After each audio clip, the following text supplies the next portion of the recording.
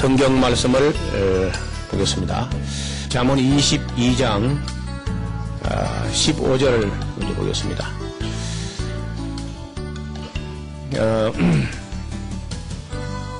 아이의 마음에는 미련하는 것이 얽혔으나 징계하는 채찍이 이를 멀리 쫓아내느니라.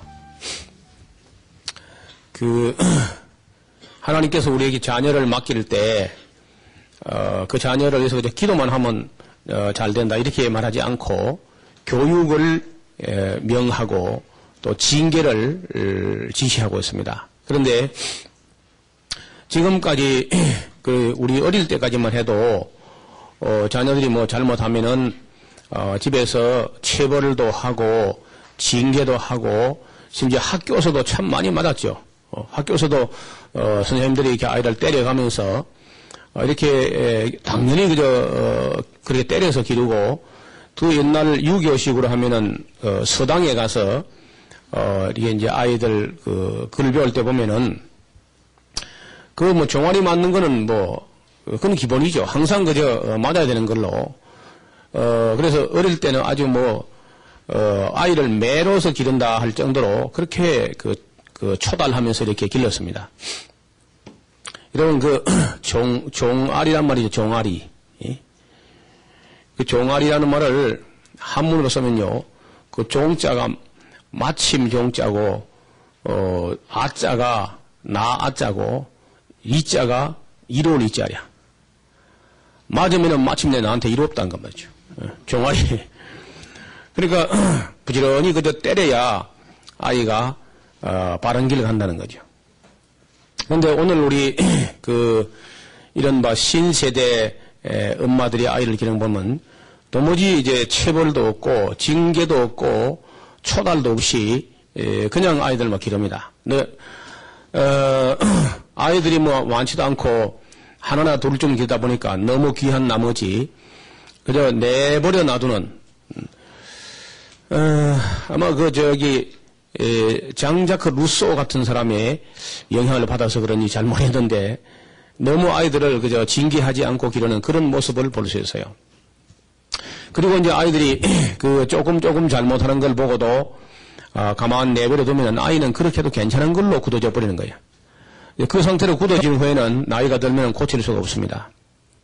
그래서 옛날 어른들은, 3살 버릇이 8까지 간다고 하면서 어릴 때 아주 부지런히 이렇게 잘못하는 걸 제지하면서 이렇게 길렀는데 요즘 젊은 엄마들이 전혀 아이를 기르는 법을 바르게 배우지 못한 것 같아요. 그래서 이제 아이들이 아주 산만하고 예의 없고 막대 먹고 고집 세고 그래서 이제 인성 교육이 가정서부터 아예 이루어지지 않는 이런 것은 참 두려운 일이고 참 슬픈 현실이야. 이제 그런 면이 있고 또 한편은 이 아이들이 지금 교육만 가지고 되지 않는 그야말로 어떤 장애에 가까운 질병이라기보다는 또 질병일 수도 있고 이제 장애일 수도 있는데 이런 부분도 현저하게 지금 늘어나고 있습니다. 이게 무슨 얘기냐면은 혹시 여러분 근자의 무슨 방송을 통해서라든지 이렇게 들어보셨는지 모르겠는데 아이들이 좀 이상해져 간다는 거야. 옛날 같지 않게 우리 아이들이 이상하다. 그래서 도대체가 아이들이 말을 듣지 않습니다. 그래서 그냥 보통 조금 이제 이 정도의 차이가 있어서 딱히 규정하기 어려운데 아까 말씀드린 대로 전혀 버릇 없이 막 이렇게 막대 먹게 길러서 그런 수도 있고 지금 여기 말하는 이 ADHD라는 이런 증후군이 있어요. ADHD 이 말이 무슨 말이냐면은 Attention Deficit Hyperactivity Disorder의 첫머리만 딴 겁니다. 아주 말이 어렵죠. 이걸 주의력 결핍, 행동 항진증 혹은 과잉 행동 장애 말이 어렵죠. 이 용어 설명마다 하루 종일 내야 될 것 같아요. 아이들이 그러니까 이 주의력이 떨어지고 주의력이 결핍되고 그리고 행동은 과잉 행동을 해요. 그래서 이것이 이제 아직까지 원인에 있어서는 명확하게 밝혀지지 않고 있는데, 이제 제가 이제 좀 소개를 하겠습니다. 이 아이들이 징후가 이런 징후가 나타나면은 우리도 이상하다는 걸 느껴야 돼. 어른들하고 아이가 함께 이제 식사하는 그 식당 같은 데 가서 보면요.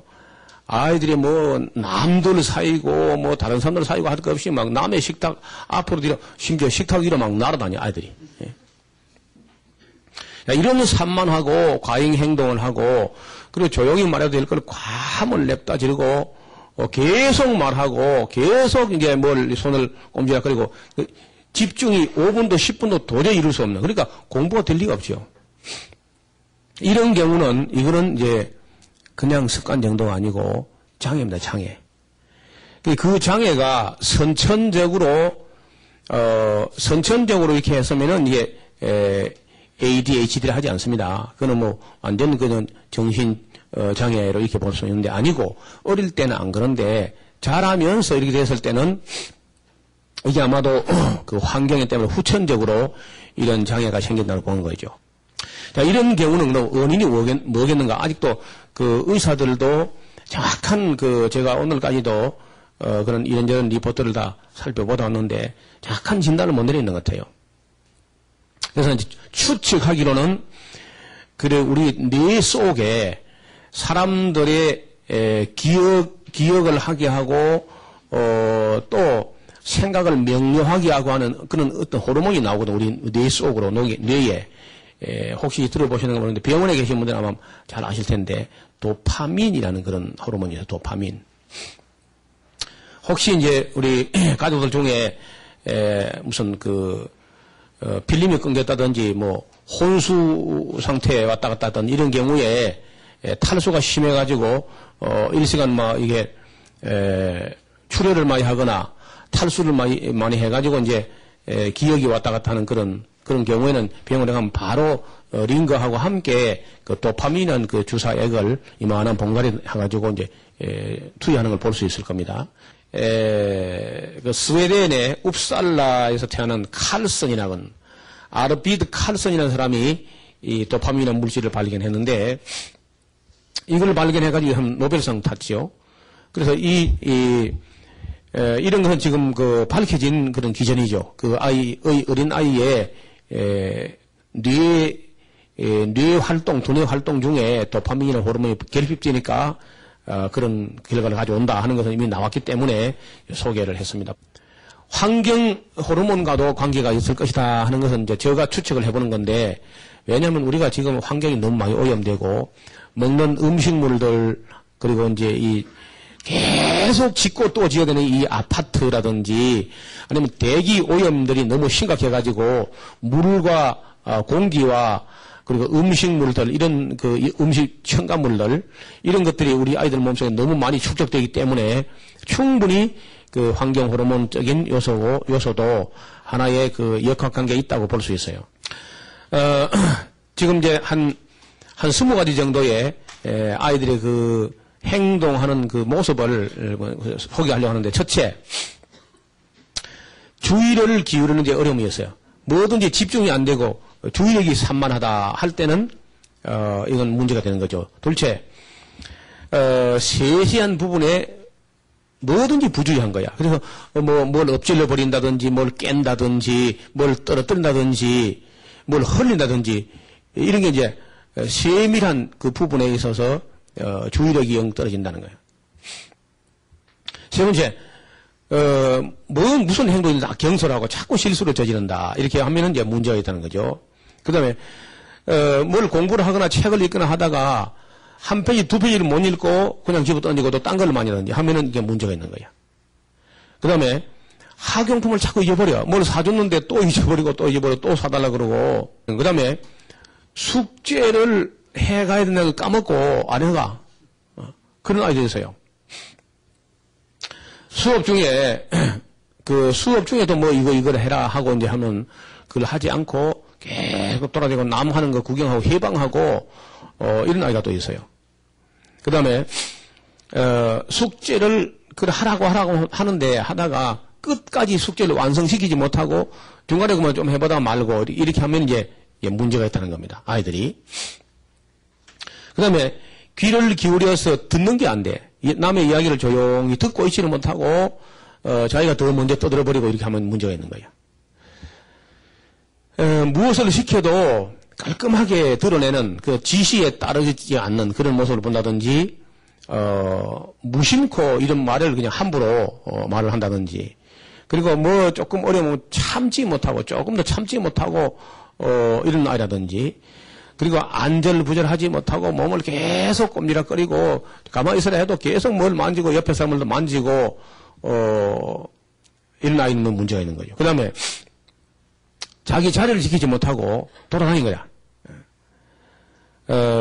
그래서 예배 시간에도 이제 교회에 와서 자기 자리에 앉아있지 않고 예배 중에 자꾸 이제 이리저리 왔다 갔다 한다든지 이런 아이는 문제가 있다는 거예요.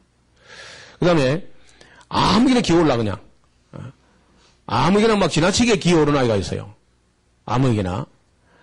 너무 그저 사람만 보면 울어버리고 그런 것도 문제지만은 아무개나 막 기어오르고 누구 아무 목에도 가서 매달리고 이런 아이가 있어요. 이런 것도 역시 장애라는 겁니다.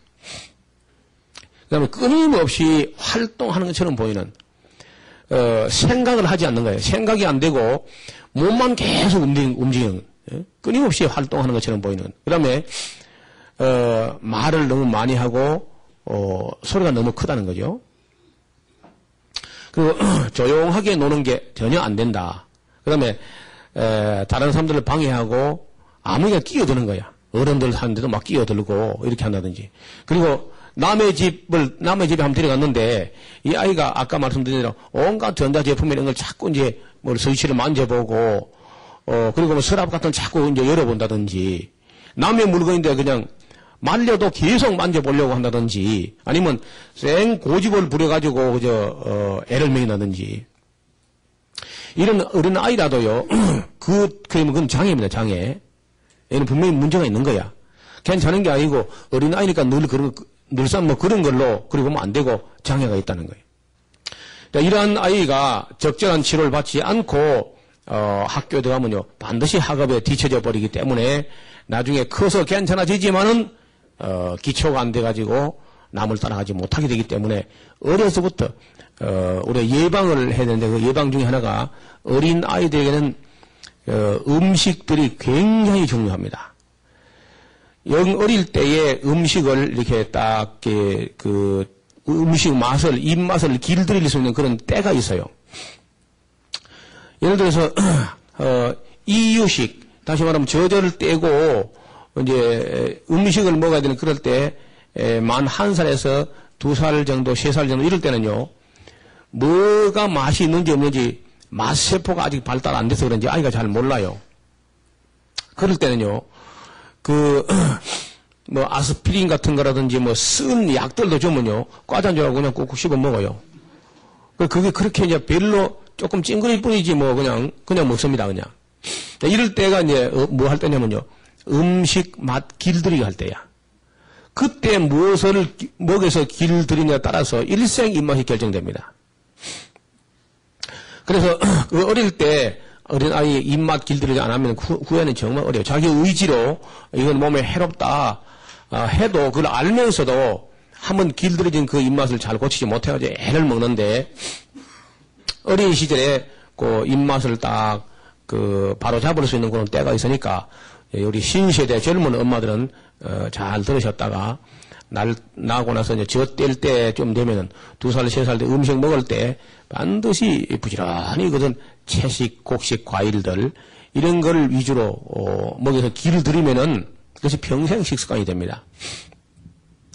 그것이 이제 창조 원리에 맞는 그런 식사인데 이렇게 하지 않고 이제 막 오늘날 그 아이들에게 이 인스턴트 식품, 다시 말하면 이 공장에서 대량 생산으로 아주 간편식으로 만들었던 어떤 음식들, 뭐 그 중에 이제 식품 첨가물이 많이 들어가 있는 그런 과자 종류들, 이런 종류를 좀 이제 아이들이 많이 먹게 된다, 계속 먹게 된다 하면은 이건 나중에 어려워져요. 아이들이 그 몸에 한번 이렇게 박혀 있으면 잘 끊지 못합니다. 아이들이 그 과자 습관 그런 것도. 그리고 색소가 많이 들어있는 뭐 알록달록한 그런 과자 종류 이런 것은 거의 다 유의하다고 봐야 됩니다. 여러분, 식약청에서 고시한 그 기준치라는 거 거의 의미가 없습니다. 그래서 기준치라는 게, 그건 몇 번 먹었을 때, 얼마만큼 쌓이는가 그런 거 보지 않고, 그 함유량만 가지고 기준치를 정하는데, 그거는 한 번 먹으면 괜찮겠죠. 한 번 먹으면. 그 기준치에. 근데 계속 먹어서 쌓이면 이거 문제가 달라지는 거예요. 많이 먹고 계속 먹어서 그것이 다 우리 몸에서 배설이 안 되고 쌓일 때는 이 기준치는 아무 의미가 없습니다. 그래서 어떻든 아이들을 제일 잘 기르는 방법은 그런 그 음식 종류는 입에 아예 대지 않게 아이들에게요 잘 가르치면은 교육이 됩니다. 그다음에 이제 제가 몇 년 전에 우리 어린이 교육 이거 하다가 이런 어린이 교육할 어린이가 없어요 지금요. 시골에서, 지금은 제가 이제 마산에 왔으니까 이제 어린이가 좀 있지만은, 시골에는 뭐 어린이 교육할 게 어린이가 없으니까. 그리고, 어린이를 뭐 낳지도 않는 어린이 가지고 뭐 교육하고 염려할 것도 없죠. 지금 아이가 안 나니까. 그래서 제가, 몇 년 됐는데요. 어린이날에 성경적인 관점에서 좀 어린이 헌장을 새로 제가 만들었습니다. 첫째요. 어린이 헌장 첫째는요, 많이 태어나야 돼. 두 번째, 어린이는요, 건전하게 태어나서 거룩하게 자라야 돼. 세 번째, 어린이라도요, 반드시 거듭납니다. 그 다음에, 어린 아이에게, 이 부모 된 사람들은요, 영원한 아버지를 만나게 해줘야 돼.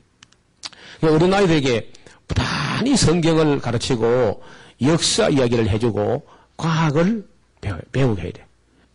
그 다음에 어린아이를 재능과 지능과 예능 다 고루 겸손하게 해야 돼. 그 다음에 어린아이에게 반드시 도덕과 예절과 절제를 배우게 해야 돼. 절제. 그 다음에 어린아이라도 어린아이가 누릴 수 있는 권리와 함께 반드시 책임과 의무도 어려서부터 배우게 책임도 있고 의무가 있다는 사실을 배우게 해야 돼. 아홉 번째, 어린이는 책임질 줄 아는 사람으로 길러야 됩니다. 무책임하게 기르면 안 돼요. 반드시 그 책임 의식을 가지고 자라게. 그 다음에, 10번째, 어린 아이도 믿음을 배우고, 소망을 배우고, 사랑을 배우게. 11번째, 어린이도, 사명과 계명을. 사명은 무엇을 위하여 살 것인가? 계명은 어떻게 살 것인가? 그 다음에 12번째, 어린이들에게 분별력과 판단력, 그 다음에 결단력도 있어요. 결단력입니다. 그 다음에 어린아이는요, 일과 공부가 짐이 되게 해서는 안 돼. 12번째, 어린이는 형제와 자매들 사이에서 자라게 해야 돼. 15번째, 어린이의 생명과 인격과 개성은 존중돼야 돼요. 그 다음에 어린이는요, 풀과 나무와 오곡, 백과를 잘하면서 자라게 해야 돼. 그 다음에 어린이는 강인한 체력과 건전한 정신과 거룩한 성품으로. 그러니까 영과 혼과 몸이, 그러니까 맨 처음에 강인한 체력은 육체, 건전한 정신은 혼, 거룩한 성품은 영적인. 그러니까 영과 혼과 몸을 다 생각하면서 어린아이 길러야 되겠다는 겁니다. 18번째, 어린 아이들에게 참 진리와 거짓, 진위를 분별하게, 그리고 선악을 분별할 수 있도록 그리고 미추, 아름답고 추한 것을 배울 수 있도록 이렇게 해야만 되겠습니다. 그 다음에 19번째, 어린이에게 바른 가치관을 길러줄 필요가 있습니다. 20번째, 어린이에게 필요한 것은 공급되어야 한다는 겁니다. 필요한 것. 그리고 21번째, 어린이는 위험에서 보호되어야 돼요. 우선적으로 어린이가 보호되게. 22번째, 어린이는 잘못할 때 성실히 초달하고 징계해야 된다. 어린이가 과잉 보호된다는 건 문제죠. 그 다음에 어린이는 모든 유해 환경으로부터 보호받아야 된다. 그 다음에 어린이는 가정과 교회와 민족의 희망이다. 마지막으로 26번째, 어린이는 하나님의 선물이고 계획이 그 안에 들어있습니다. 하나님께서 우리 준 선물이고 복이기도 하지만은 그 안에 하나님의 계획이라는 게 어린아이 속에 들어있는 거예요.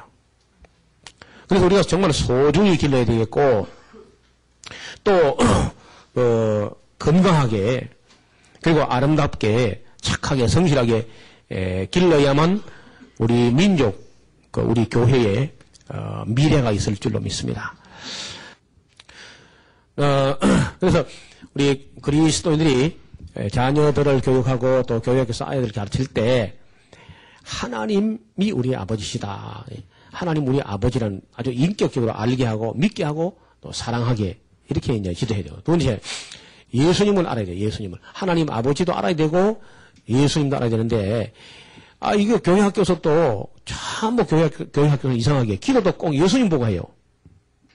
사랑하는 예수님하고 하나님 아버지 온데간데 없고,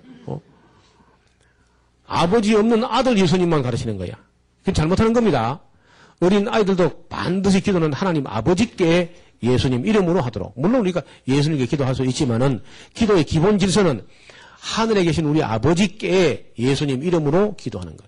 그 다음에 성령님을 믿고 의지하도록 그 늘 영적인 생각으로 영감으로 깨어있도록 아이들을 그렇게 지도해요. 청소년 마찬가지. 그 다음에 성경적인 세계관. 천지창조부터 시작해가지고 인류에서 종말까지를 성경적인 세계관, 역사관, 가치관이 정립될 수 있도록 부단히 교사부터 관심을 가지고 믿음과 소망과 사랑을 끊임없이 길러주는 것. 믿음을 갖게, 그리고 소망을 가지고 사랑을 배우게. 여러분, 어린 아이들을 우리가 사랑해 주는 것도 해야 되지만요. 어린 아이가 교사를 사랑하는 것도 배워야 돼. 제가 전에 요즘 제가 좀 간섭을 덜 하는 편인데 전에 제가 개척교회를 많이 하고 할 때는 가서 개척지에 갈 때 절대 교사가 어린 아이들에게 과자 봉다리 가져가지고 과자 나눠주고 그래 하지 말라고.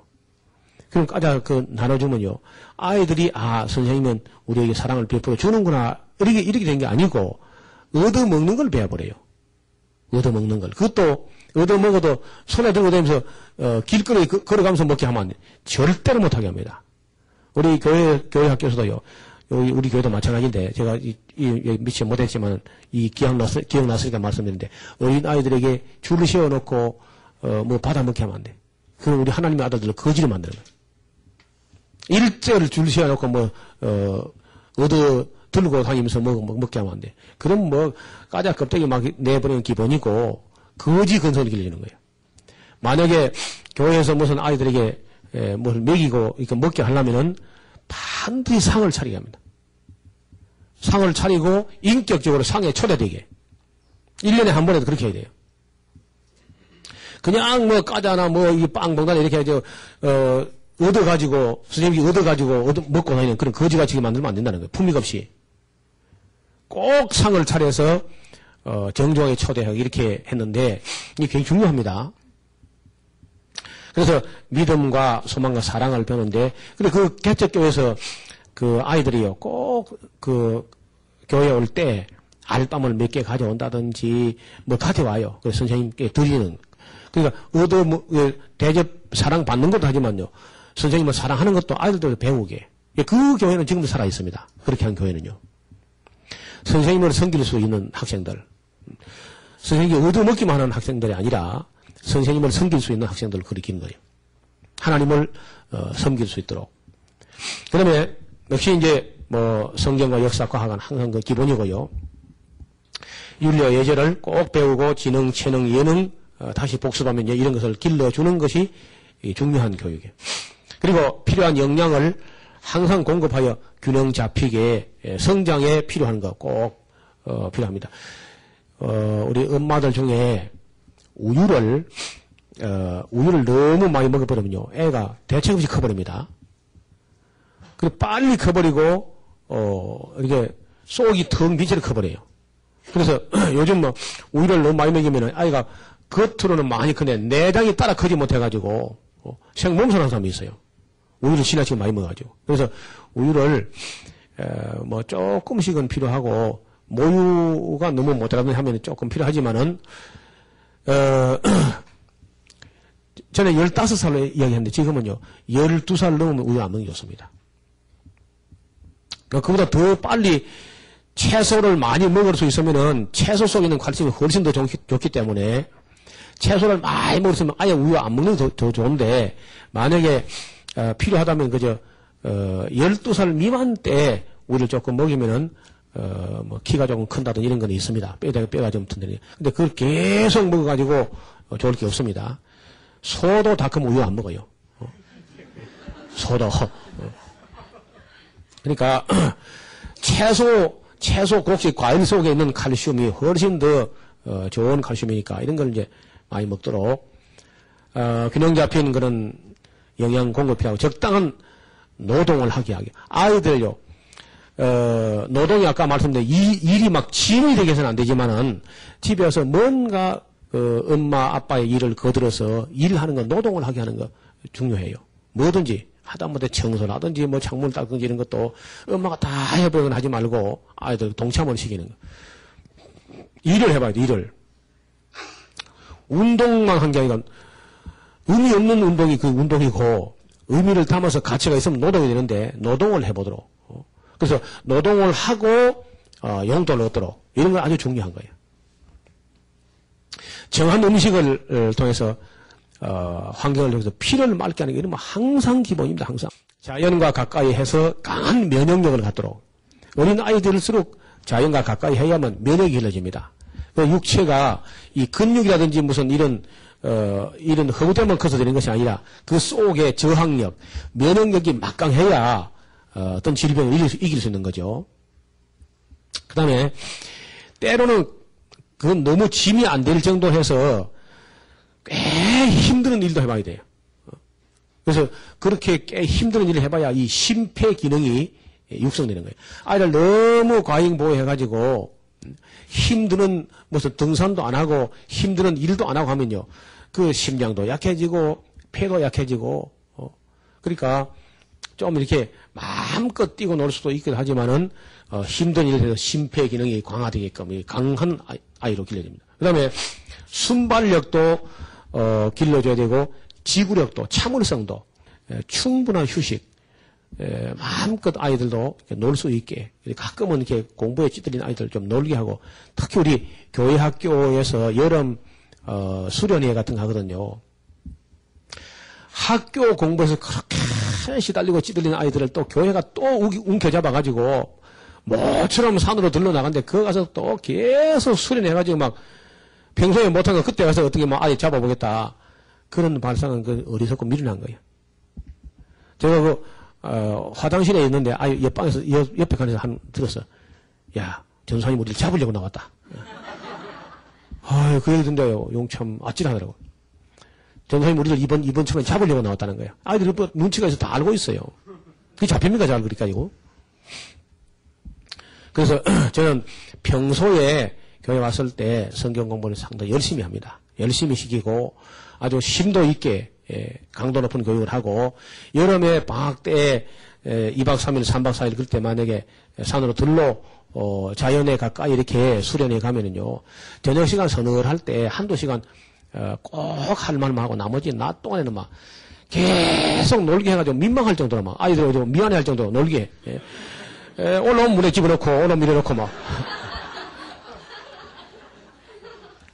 파격적으로 그렇게 해주니까 그러니까 그 아이들이 저를 다 좋아하는 거야. 야 우리 목사님 멋쟁이라는 거죠. 너무너무 놀게 해주니까 근데 저녁 시간에 서늘할 때 그래 실컷 놀게 해주기 때문에 자 이제 공부하자 그러면요 줄을 그렇게 다가오죠.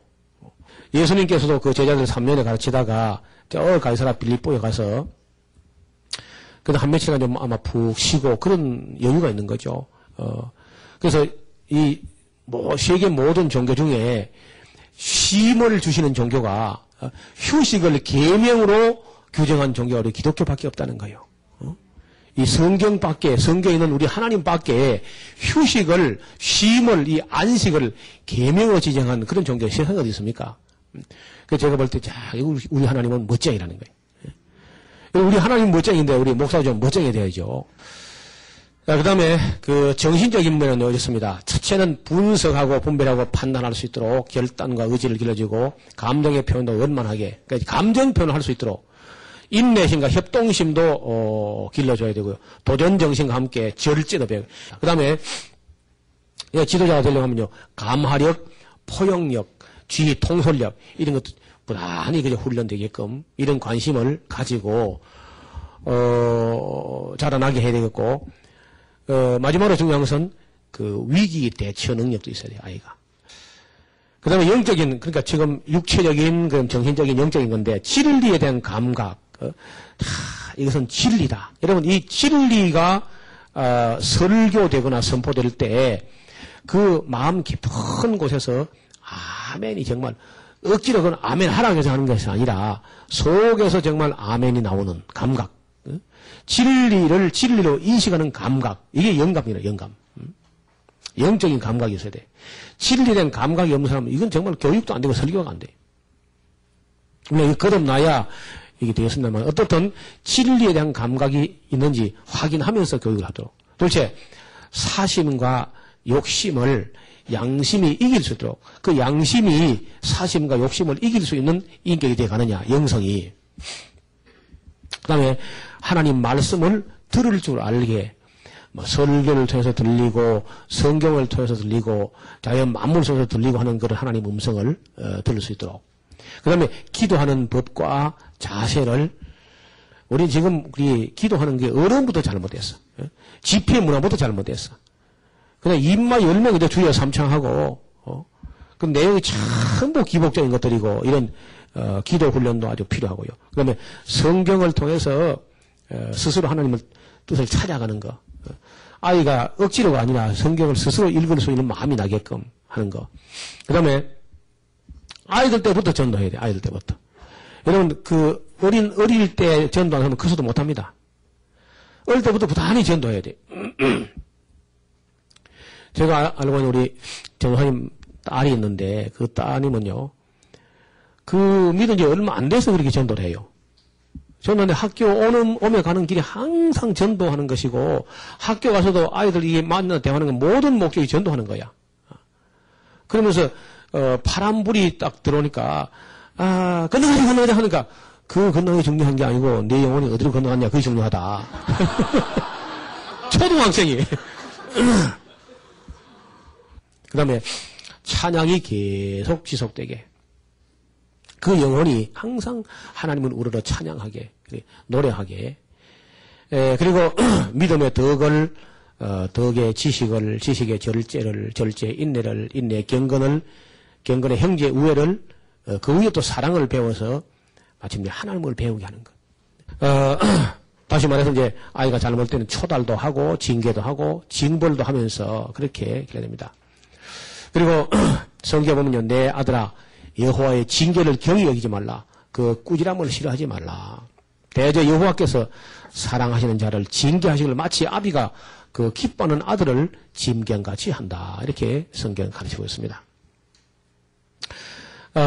자녀들을 끊임없이 훈계하고 채찍으로 잠언 23장 13절 보면요. 아이를 훈계하지 아니치 말라. 말이 좀 어렵죠. 채찍으로 때릴지라도 죽지 아니하리라. 이러면 아이들 이렇게 종아리 때려가지고 종아리나 이게 볼기짝 이거 때려서 잘 죽지 않습니다. 때려서 초달하면서 길러야 돼. 여러분 이 때려서 초달하는 거는 부모가 해야지 학교 선생님이 하면 그건 불행이야. 요즘 하기도 어렵고 학교 선생님이 이제 어려워요. 옛날에는 했는데 지금은 선생님들이 때리기 어려우니까 부모님들 미리 때려야 돼요. 미리 집에서 추궁이 맞으면요 학교 가서 안 맞습니다. 그래서, 잠언 29장 17절 보면은, 네 자식을 징계하라. 그리하면 그가 너를 평안하게 하겠고, 네 마음에 기쁨을 주리라. 부단히 징계해야 돼. 근데 체벌은 어려서만 가능하고, 또 집에서 가능하고, 초등학교 1, 2학년 정도까지만 막 가능할 겁니다. 집에서라도, 그 이상 되면 이제 말로 해야지, 때려서는 안 돼. 초등학교 1, 2학년 정도까지는 이제, 잘못할 때 이렇게 손바닥이나 뭐 엉덩이를 때릴 수 있는데, 집에서도 나이가 그 이상 되면 때리지 못할 겁니다. 미리 어려서부터 하면은 그것까지 안 가요. 그것까지 안 가서 때릴 일이 없게 될 겁니다. 그래서 체벌은 다시 말씀드리면 가정에서 우선적으로 이루어져야 하고, 가정에서 체벌되지, 징계되지 않는 아이를 학교에서 교사가 하는 건 어렵다고 봅니다. 작은 죄와 허물이라도 아이가 잘못할 때는 간과해서는 안 됩니다. 큰 잘못은요, 자기도 압니다, 잘못된 걸. 큰 잘못은 뭐 따로 별로 안 나무래도 그 사건 자체가 그 사람을 징계하기 때문에 오히려 큰 잘못일 때는 위로가 필요해요. 괜찮다, 앞으로 그러지 말아라. 아빠도 엄마도 옛날에 그런 적이 있었단다 하고 위로가 필요한데, 제일 위험한 게 조금 잘못되는 거. 그건 자기도 모르고 남도 잘 몰라요. 예. 그래서 아이가 자라면 고쳐질 것이다는 생각은 굉장히 위험한 발상입니다. 잘 안 돼요, 그는요. 굳어버리면 어렵다는 거예요. 그리고 우리 설교하는 사람이나 훈계하는 사람은 마땅히 말을 짧게 해야 돼요.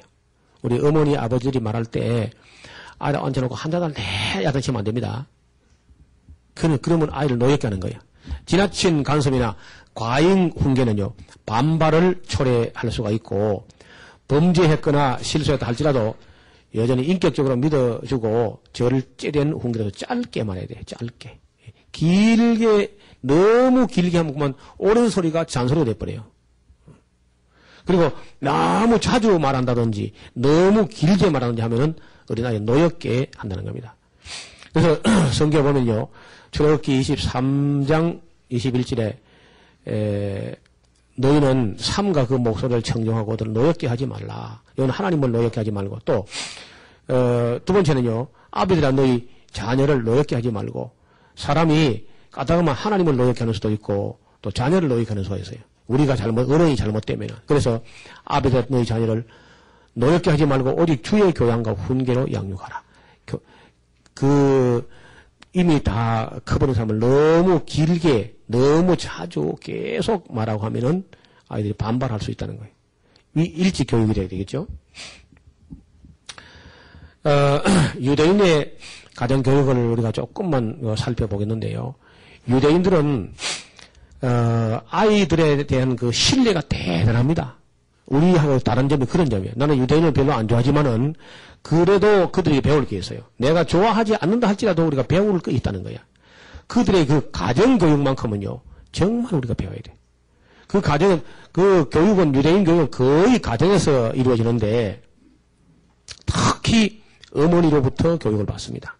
그래서 유대인을 누가 만드냐? 하나님하고 어머니가 만나는 거예요. 하나님과 어머니가 유대인을 만드는 거예요. 정말. 그렇게 어머니가 중요하다는 거예요.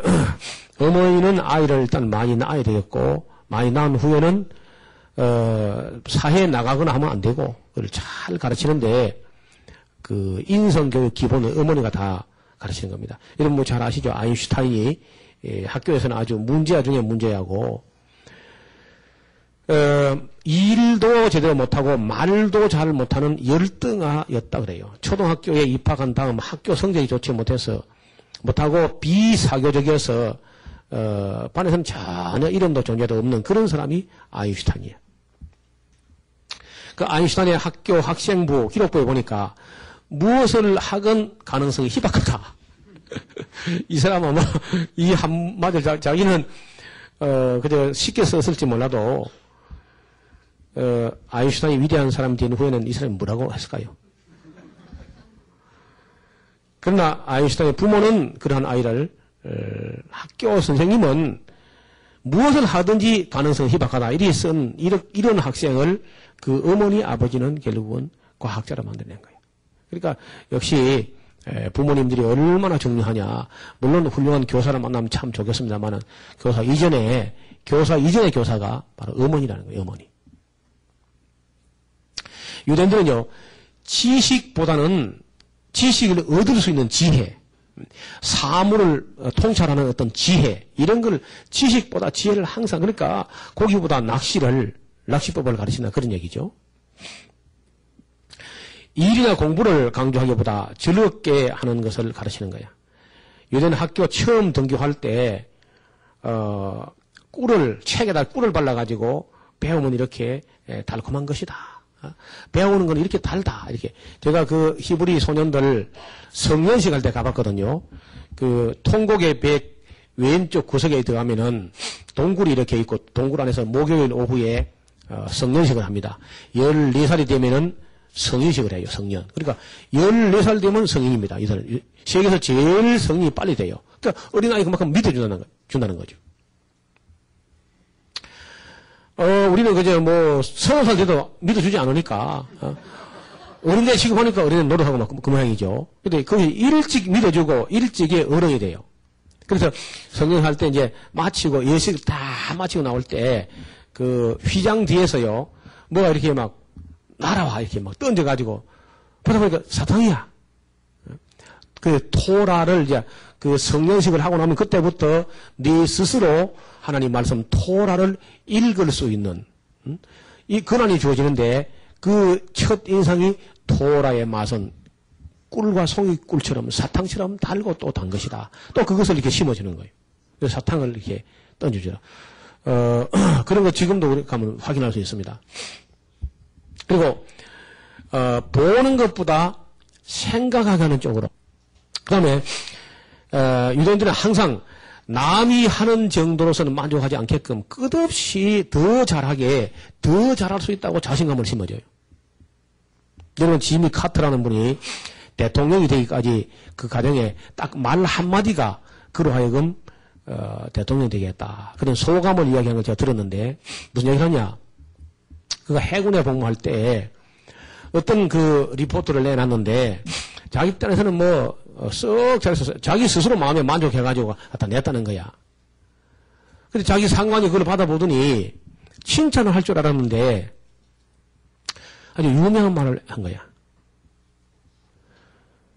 그 디미 카터를 보고 자기 딴에 잘했다고 했는데 한마디가 뭐냐면요. Why don't you best? 왜 최선을 다하지 않았어? 당신은 이보다 더 잘할 수 있었지 않느냐? Why don't you best?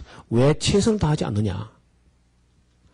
자기는 실제로 가만히 생각하니까 더 잘할 수 있었다는 거죠. 그래서 뭐 이 정도는 충분하다고 내는데 그 한마디가 그를 굉장히 질책을 하게 됐고 스스로 평생에 범사에 최선을 다하고 더 잘할 수 있으면 더 잘하고 이렇게 했더니 오늘 결국은 백악관의 주인이 됐다는 거예요. 아이들에게 더 잘할 수 있으면 더 잘할 수 있도록 무슨 일에 최선을 남이 하는 정도로 하고 말만 안 되고 그보다 더 하게 더 잘할 수 있다는 용기도 믿음도 심어주는 게 그게 중요하다는 거예요. 그 다음에 고집을 꺾어야 돼. 유대인도 이건 공감합니다. 절대 고집이 남아있으면 남의 가르침을 배우려 하지 않고 남의 장점을 배우려 않기 때문에 이것 때문에 안 돼, 사람이. 이 고집불통은 훌륭한 사람이 안 됩니다. 그래서 아이들 때 고집불통이 반드시 꺾어야 돼. 때리든지 뭐 어떻게 반드시 꺾어야 돼요. 유대인들은요, 진짜 아이들이 착하고 말 잘 듣습니다. 그 초등학교 5학년 돼도 유대인이 회당에서 예배하는 거 보면요. 얼마나 잘 따라 하는지, 뭐, 알고 또 알고, 외우고 또 알고, 막, 흐르고 알던 것도 끊임없이 반복하고 하는데, 그걸 다 복창하고 따라 하는데, 거의 놀랄 정도로. 우리가 볼 때 좀 지나치다 싶을 정도로 아이들이 잘 따라하고, 복창하고, 그렇게, 어떤 고집이 자기 인생을 망치지 않도록 이렇게 교육을 합니다. 유대인들이. 그 다음에 자녀를 오른손으로 때렸을 때 왼손으로 끼얹는 거, 정을 주는 거, 구박하기보다는 짧게 벌을 주든지 책임을 주어서 어떤 의지를 키우는 거. 역시 그 신앙, 하나님을 바라보는 신앙심을 가지고 자기 조절과 힘과 자기 추진의 힘을 길러주는 거, 이런 거 아주 중요한 것입니다. 그리고 가장 중요한 것은요, 말과 글을 딱 배우기 시작하면 레위기부터 가르칩니다. 말과 글을 배우기 시작할 때 레위기부터 가르쳐요. 지금 현재도 그렇습니다. 정통파 히브리인들은 레위기부터 배웁니다. 토라의 아들, 미시나의 아들, 하나님 말씀의 아들로 성장하게 합니다. 14살이 되면은 성년식을 하고 딱 인격으로 어른같이 대화합니다. 책임도 똑같습니다. 율법적 의무가 14살 되면 완전 어른으로 취급해요. 그래서 제가 그 전에 섬기던 교회에서는 항상 5, 6학년 되는 해에 성탄절 지나고 나면요, 그 다음 주일날 어른 예배가 올라와요. 중고등부 예배를 따로 하지 못하게 해요. 중고등부는 어른 예배가 같이 참여하게. 그래서 6학년 되는 해에 성탄절 다음 주일 낮 예배 때, 그럼 대개 이제 12월 말이거나 1월 첫 주가 되겠죠. 그때는 어른 예배 딱 올라오는데 어른 예배 제일 앞자리에 딱 비워놓습니다. 아이들 올라오는 숫자를 딱 챙겨서 그만큼 비워서 그 자리에 와서 이제 그때부터 어른 예배에 참여하게. 우리는 따로 성년식을 하지 않고 어른 예배에 와서 어른 예배 참여한 그게 성년이야. 그러면 그대로 다 읽으면 됩니다. 전부 다. 그대로 커가지고. 중고등부를 따로 예배하면요. 맨날 저는 어린아이야, 그냥. 근데 여기 지금 우리 샤론교는 그렇지 않고 그냥 아예 처음부터 유치부, 유년부, 소년부, 아동부 전부 다 함께 주일 날 예배 드리고 공부는 따로 하더라도 어른 예배까지 참여하는 거죠. 그리고 감성이라는 것은 항상 어머니부터, 그리고 지성은 아버지로부터, 그리고 의문과 의문과 질문이 있을 때 교사 랍비에게 질문합니다. 의학은 가정에서부터 시작하는 거야. 가정에서부터. 그리고 어려서부터 항상 유대인들 정통파 히브리는요, 보이지 않는 세계와 씨름하게 해요. 희생을 하는 것이 아니고 보이지 않는 하나님, 보이지 않는 천사, 보이지 않는 영절, 보이지 않는 귀신들 세계, 보이지 않는 세계. 여러분, 물질의 세계도 우리 공기가 안 보이지 않습니까? 전기, 전파, 이 전자가 안 보이지 않습니까? 그 보이지 않는 세계에 끊임없이 씨름하기 때문에 보는 세계는 장난이야. 보이지 않는 세계를 가지고 끊임없이 씨름하는 민족이기 때문에 보이는 세계는 그야말로 식은 죽먹기죠. 그래서 우리 이런 면들은 적어도 유대인들에게 배울 것이 있다고 생각합니다. 우리가 우리 자녀를 기를 때 저는 그래요. 앞으로 아무리 봐도 이 세상을 지배할 사람들은 유대인이죠, 유대인. 기독교인이 아니고, 아쉽게도. 앞으로 미래에 이 세상을 제지할 사람은 유대인들이야. 기독교인이었으면 좋겠는데 그렇지 못하고, 안타깝게도 유대인들이 지배할 텐데, 그래서 우리가 정말 기독교 교육을, 유대인 교육을 넘어서는 교육을 하지 않으면은 기독교 희망이 없다는 거예요. 반면에 우리가 유대인들이 잘하는 걸 우리가 정말 우리 고집이나 자존심 다 내려놓고 유대인들이 잘하고 있으면 우리가 배워야 돼요. 배워서 그걸 능가하지 않으면은 세상의 주역을 감당하지 못한다는 거죠. 우리 여기 참여한 모든 분들, 또 이 방송을 보는 모든 분들이 자녀를 기를 때 정말 그 영과 혼과 몸을 바르게 길러서 또 하나님 인격적으로 만나게 해서 하나님이 쓸만한 이 다음 세대를 책임질 수 있는 인물들을 길러내는 가정과 교회 될 수 있기를 주님 이름으로 축원합니다.